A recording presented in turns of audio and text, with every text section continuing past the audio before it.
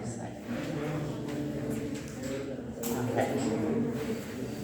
The size of the particle is very important, which is involved in the event. If the size is more than the atom, classical mechanics explains the factors. If the size of the particles less than the size of the atom, those are called subatomic particles.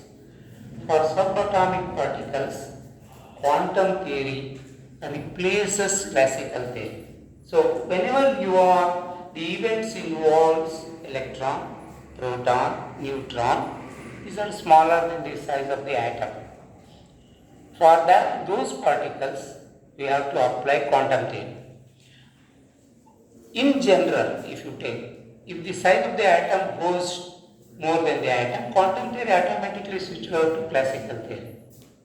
Quantum theory becomes classical theory if the particle size is more than the size of the atom.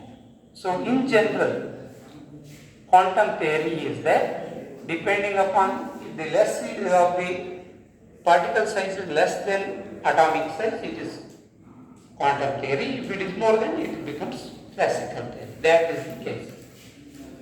Now you have to explain Raman effect on the basis of classic quantum theory. First we explain Raman effect on the basis of, this is important for 5 marks. The experimental setup is important for 5 marks. Okay, you have to give the experimental setup, the diagram which I have drawn in the class. That is the only diagram. Don't write C.V. Raman photo or outer cover of that experimental setup as I sent in the notes. Don't copy as it is. So quantum explanation.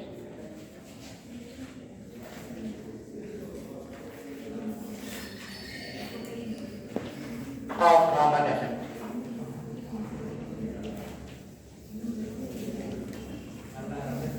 What is the difference between quantum mechanics and classical mechanics that you have seen in a 4th sem of BSc, where you are studying optics rigorously, and in optical, in the 4th sem optical physics, you have seen we are taking light energy as a wave as an electromagnetic wave which contains electric field in one direction. Perpendicular to that, there is a magnetic field. Always, when there is a change in the electric field, there is a change in the magnetic field in a perpendicular direction. And this disturbance in the medium travels in the form of a wave, and this is called electromagnetic wave. And Maxwell, from his 4 equations, those are called Bard's equation, because they summarized the whole electrostatic, magnetostatics, electromagnetic induction, current electricity into 4 small equations. Del dot D is equal to rho, del dot B is equal to 0, curl of E is equal to minus dou B upon dou T, and curl of B is equal to mu naught J plus mu naught epsilon delta E upon delta T. That is 4 equations. We will explain everything: current, electricity, electrostatic, magnetostatic, electromagnetic induction. In that, at the end, he shows, using those 4 equations, he shows light is nothing but it is an electromagnetic wave, because electromagnetic wave velocity is found to be 3 into 10 raised to 8 meters per second. That is the velocity of light. And he concluded at the end, light is nothing but an electromagnetic wave. So he clubbed electrical energy, magnetical energy and light energy into one. Electromagnetic energy it contains optics, it contains current electricity, it contains electrostatics, magnetostatics, electromagnetic induction. That is the beauty of Maxwell's 4 equations. So electromagnetic, this is the light goes in the form of wave. This is the idea of classical mechanics. But according to quantum theory, light energy goes in the form of particles, not in the form of wave. Right? There is a difference. Wave means if I ask her to reach this chalk to the last one, what she can do? She can directly go and hand over this. That is particle motion. Wave motion means just sitting there, she can transfer this one by one. That is wave motion. Particles will not display. Just they vibrate and transfer the energy to the next particle. That is wave motion. So, this particle goes in straight line, but wave is not going in straight line. Right? But we can explain rectilinear property on the basis of wave theory. When the size of the obstacle is more than the size of the wavelength, we don't see the bending of light ray, but that is diffraction. When the size of the obstacle is less than the wavelength size, then light bends around the obstacle, and that is known as diffraction. That is the wave property. That is classical mechanics or Maxwell's theory of light is a classical theory. Quantum theory, Einstein explained photoelectric effect, where light moves in the form of particle, it hits the electron of the atom and knocks off. It is a collision between two particles, light photon and electron. That cannot be, photoelectric effect cannot be explained by classical theory, so we move to quantum theory. Right? Here also, now we are explaining quantum theory of Raman on the basis of interaction of photon with molecule. It is molecular spectra. The Raman effect is a molecular spectra. According to quantum theory, Raman effect is the result of interaction of photon, light particle, with the molecule. There is a collision between light particles. See, this is the matter where there are molecules. Light photon falls on this. Light photon of energy h nu, where nu is the frequency of radiation. Okay. This photon, when it falls on the molecule possesses its intrinsic energy. Right? And that intrinsic energy means it has got some internal energy. And that internal energy I will call before collision E1. This frequency also E1. The incident wave frequency. This is the intrinsic energy of the molecule, and the molecule has also got some motion. When it possesses some motion, then kinetic energy also comes into picture. So kinetic energy of this is of mv1 square, where v1 is the velocity of this molecule. Okay, this is before collision. When it comes and hits this, it's going out. Okay, usually scattering means you don't get the original light coming back. Like we say in reflection, actually the light energy goes into the molecule or particles, and the molecule goes to the excited state by absorbing that energy, and again it will come back to ground state and it emits another photon. Maybe it is of same frequency, but it is not the original photon that is coming out.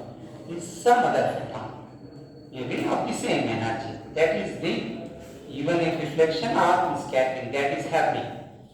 So, this is before collision. After collision, what happens? A photon is coming out, this scattered photon. Let us write its frequency as h mu 2. The frequency is changing. And let its energy be E2, intrinsic energy. And its kinetic energy, say is half m meter square. This is after collision. Okay, this is crystal clear. Before collision and after collision. Now we write what is total energy before collision and what is total energy after collision. So in fact, total energy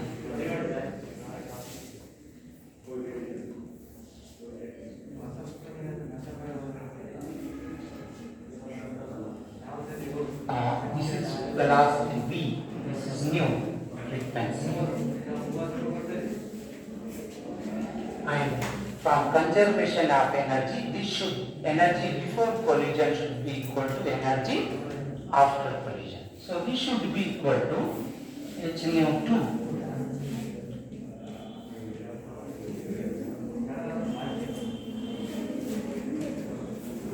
the both should be equal.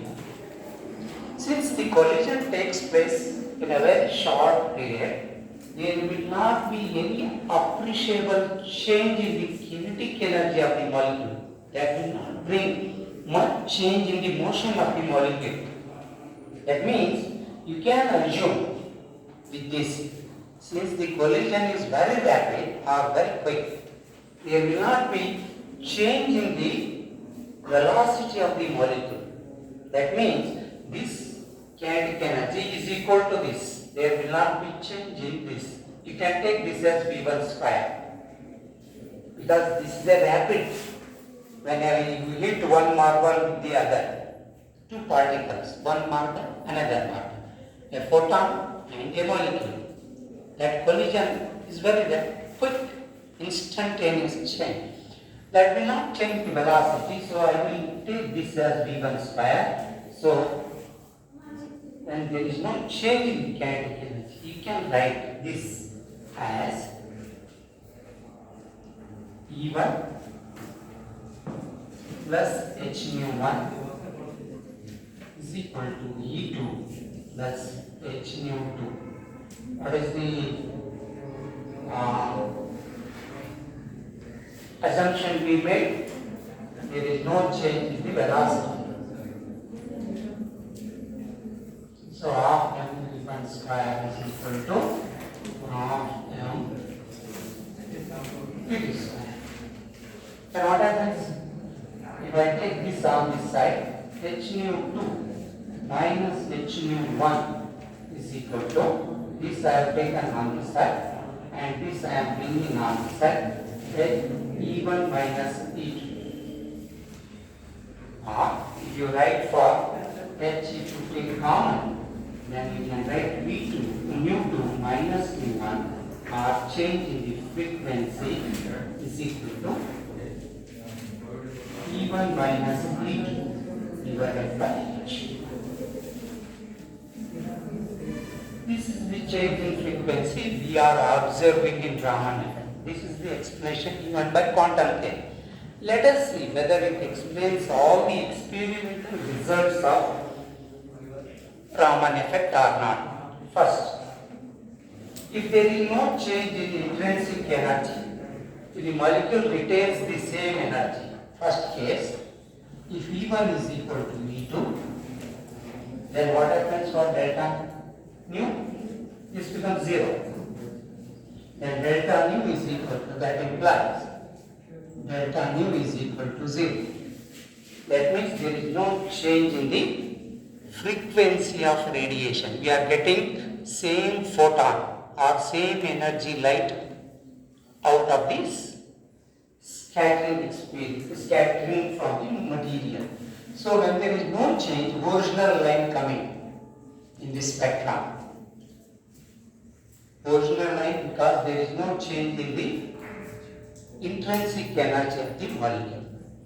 If the molecule gains some energy, E2 is more than E1.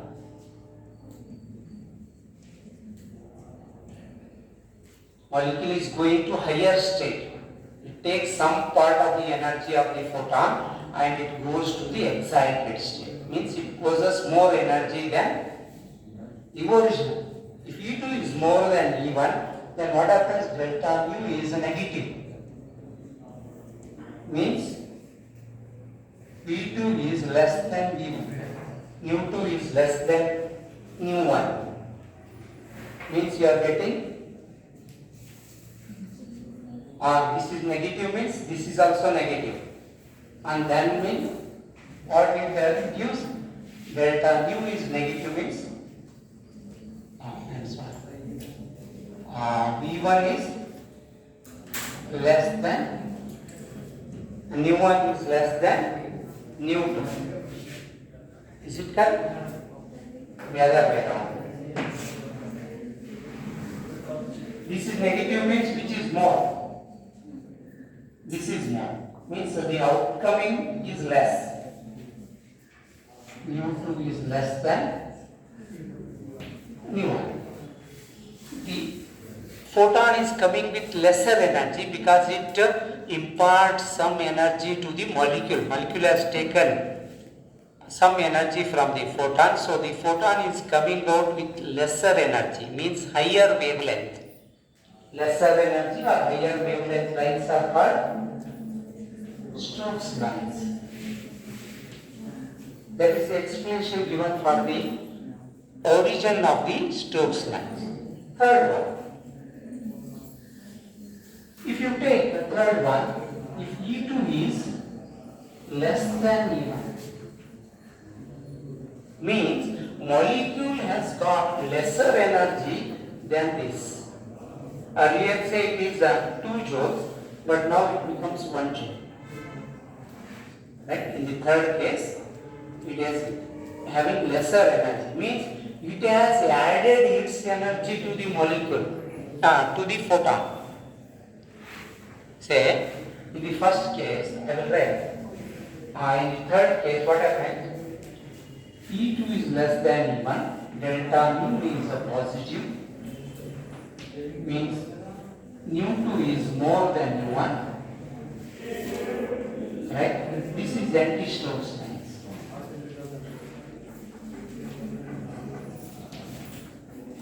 This very easily I will give some values there to make.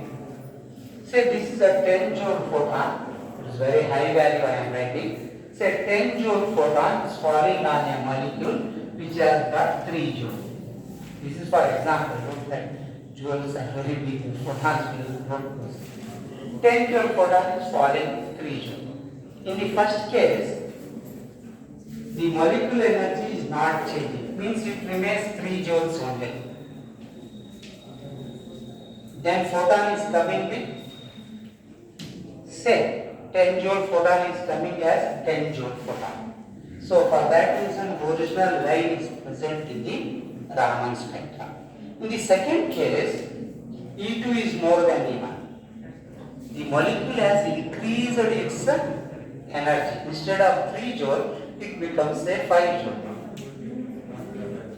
Then what happens for the photon energy? Photon energy should be reduced by 2. It is 8 joule photon. That is what happening. Those are called Stokes lines, lesser energy lines or higher wavelength lines. In the third case, this 3 joule photon is losing its energy. It becomes 1 joule. Then what happens? This 2 joule is added to that. Then this becomes 12 joule. Nu2 is more than higher energy. So for that reason you are getting anti-Stokes line. Right? Now I think it is convinced. Stokes, anti-Stokes, original lines are appearing in Raman spectra. This was the explanation given by quantum theory. And the second important thing is, this should come with a lesser intensity than this. That means, this 3 joule going to 1 joule should be less predominant. Means it should occur in a less quantity compared to 3 joule increasing to 5 joule. That because usually molecules are in the ground, more in ground state. They are more in the ground state. Only few are going to the excited state after absorbing this. This is actually happening this way. The 3 joule photon, what happens? It is going to 5 joule, right? Now, out of 100 molecules, 3 joule photons are going to 5 joule photons. Only there is a possibility of, say, 10 molecules are going to the excited state. This is excited state. How many are there in the ground state? There are 100.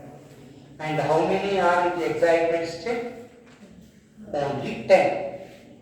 This distribution is always like this. More in the ground state, less in the excited state. Okay. So 5 joule. So in order to get this phenomena, this 5 joule photon is interacting with the 10 joule and it uses 2 joule actually. Only 5 joule photons are interacting with the 10 joules and they are going back to 3 joules and loses those 2 joules, making it as 12 joule photons. Means only the excited molecules are playing this and the excited molecules are less in number compared to the ground state molecule. For that reason, occurring of this phenomena is less compared to this. When occurrence is less, automatically its intensity is less. Is it clear? In order to lose, the molecule should be in the excited state. What it says, E2 should be more than E1. Means this phenomenon occurs only when E2 is more than E1. That means U 3 joules photon is not interacting with this. It is only 5 joule photon. Then only this E2 is more than E1. The 5 joule photon interact with 10 joule photon and now it gives 12 joule photon because 5 joule photon is coming back to 3 joule. The 5 joule photons, the excited molecules are less in number. For that reason this occurs comparatively less to the Stokes line origin. For that reason we are getting anti-Stokes lines are less intense than Stokes lines. This was the explanation given by quantum theory and it successfully explains the Raman effect. Okay, up to this you have to write. You have to explain why the scattered spectrum consists of original line. This is the case 1. This is case 2. This is case 3. Okay. Next we give classical explanation for the Raman effect. People try to explain Raman effect on the basis of classical theory also. And that is not available in your textbooks.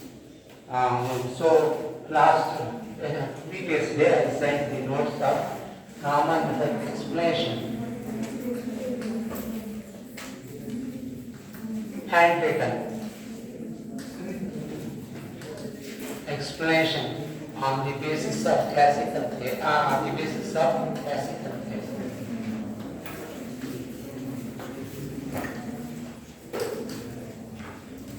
Classical theory means light energy. Now you cannot consider light energy, incident light energy as particle. You have to consider it as a wave.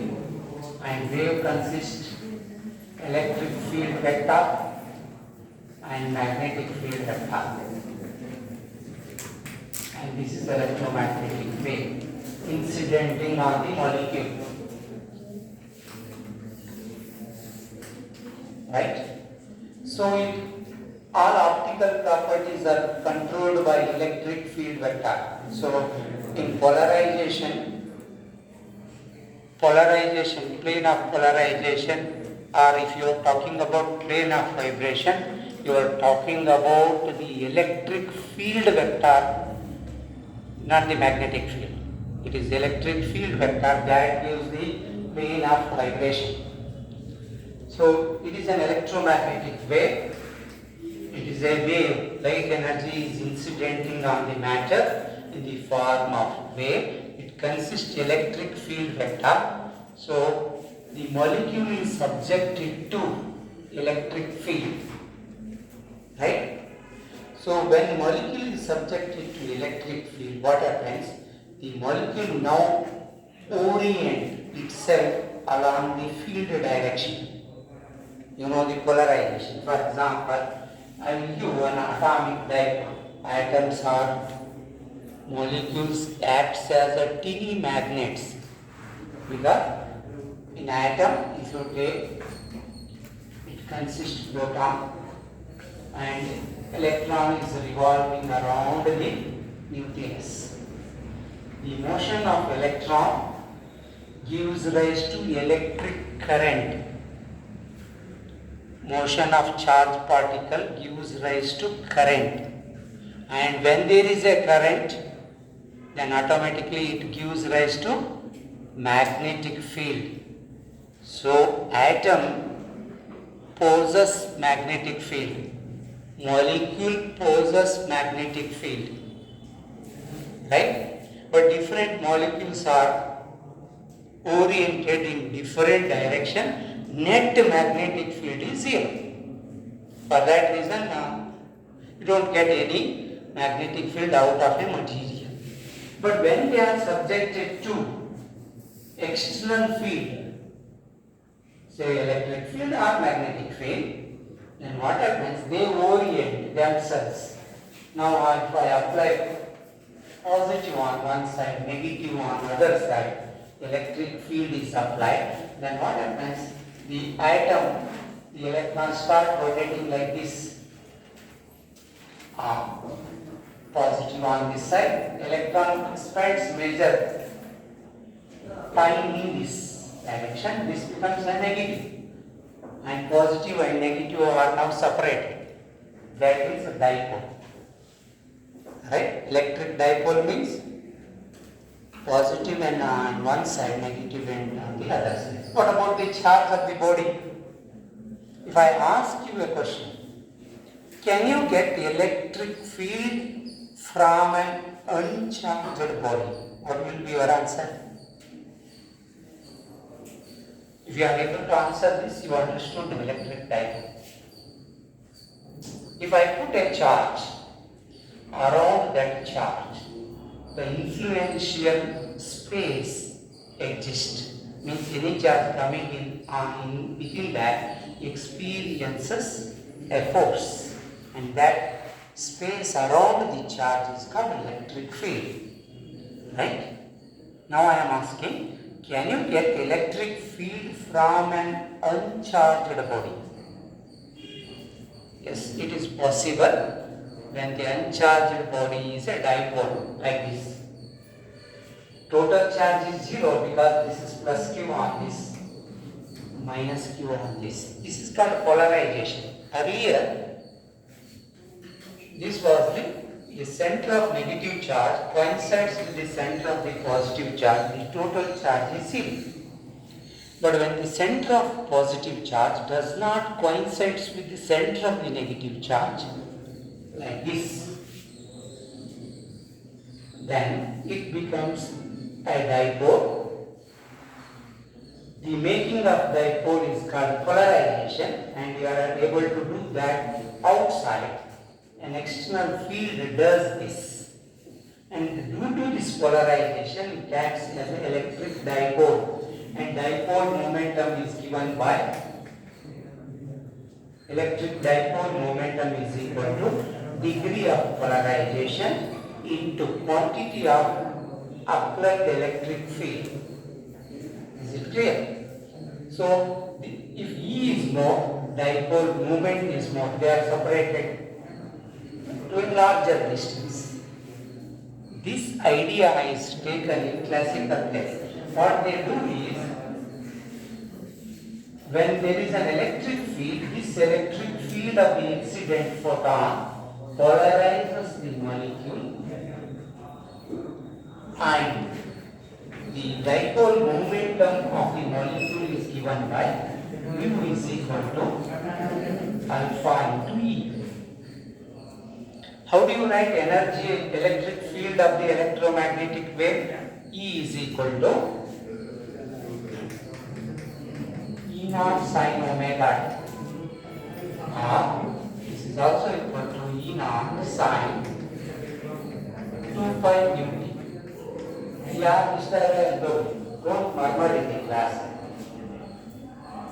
ನಾನು discuss ನೀವು ಇದು ಇದಕ್ಕೆ attend ಆಗಬೇಡ್ರಿ. There is no need. Even attendance ತಗೊಂಡು ಕೊಟ್ಟಿದ್ದೀನಿ ನಾನು copy ಹಾಕಲಿಲ್ಲ ಅಂತ ಏನು ತೊಂದರೆ ಇಲ್ಲ. Offline class that's all. E is equal to, this is the electric field of the incident photon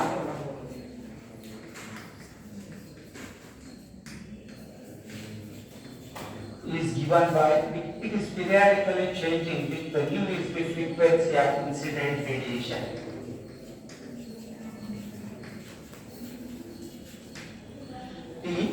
That field, changing field, introduces a dipole moment in the molecule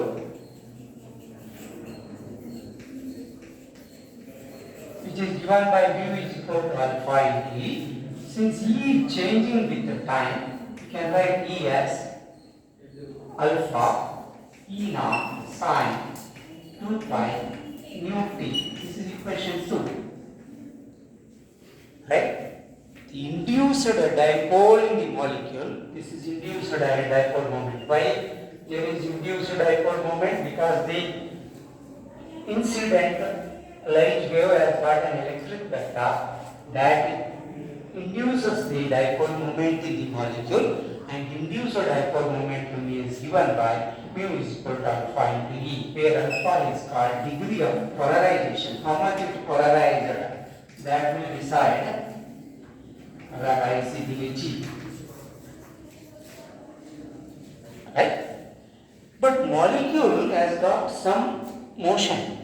It is not at rest. There may be vibrational motion or rotational motion. So when it possesses vibrational or rotational motion, that has got is also periodically changing, and that will change that affects the molecular motion.